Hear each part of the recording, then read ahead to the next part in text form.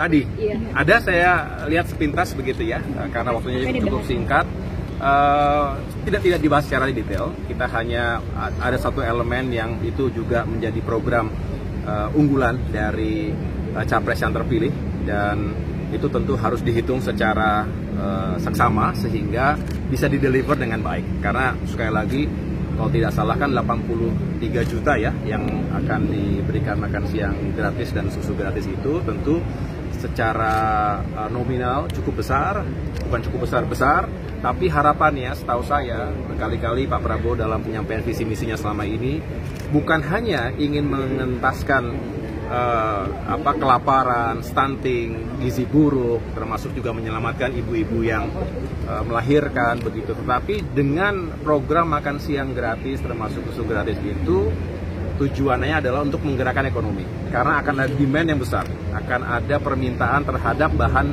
pokok pangan yang besar.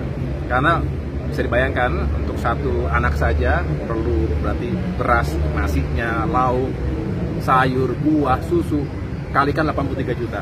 Jadi akan terjadi perputaran ekonomi di tingkat daerah, di tingkat lokal, dan mudah-mudahan UMKM kita juga tumbuh.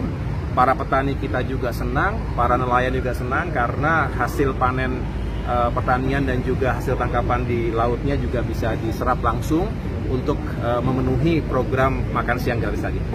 Ya harus mengakomodir dong, harus mengakomodir yang menjadi program prioritas Pak Prabowo Gibran. Karena ini kan kita bahas APBN 2025. Kalau kita bahas APBN 2025, presidennya kan sudah Pak Prabowo sama Wapresnya Mas Gibran. Jadi pasti. Ya kita antisipasi kan bulan depan. Jadi sekarang ini antisipasi. Jadi ada model ya, ada beberapa model yang dikembangkan nanti dalam rekayasa perkiraan asumsi untuk APBN 2025. Anggarannya cukup Pak berarti dari simulasinya? Cukup lah, anggaran cukup kok ya. Itu yang saya katakan ya, janji Prabowo Gibran, anehnya yang membayar adalah Pak Jokowi gitu kan. Kalau secara ideal, maka siapa yang berjanji, dia yang berhutang, maka yang membayar adalah yang berjanji dan berhutang. Nah ini kan masalah etika, ya, kenegaraan dan pertanggungjawaban anggaran pendapatan dan belanja negara. Kalaupun pada saatnya nih, siapa yang harus mewujudkan untuk membayar hutang itu adalah mereka yang berjanji, bukan Pak Jokowi. Kemarin membahas program makan siang yang melakukan Pak Prabowo.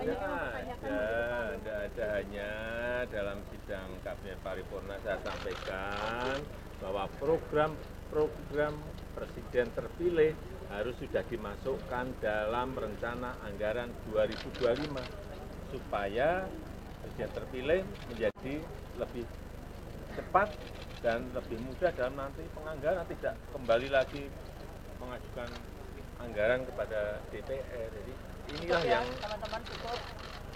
disampaikan di dalam rapat paripurna kemarin. Tidak ada pembicaraan secara spesifik mengenai tadi yang disampaikan. Program makan siang. Terima kasih Bapak Presiden.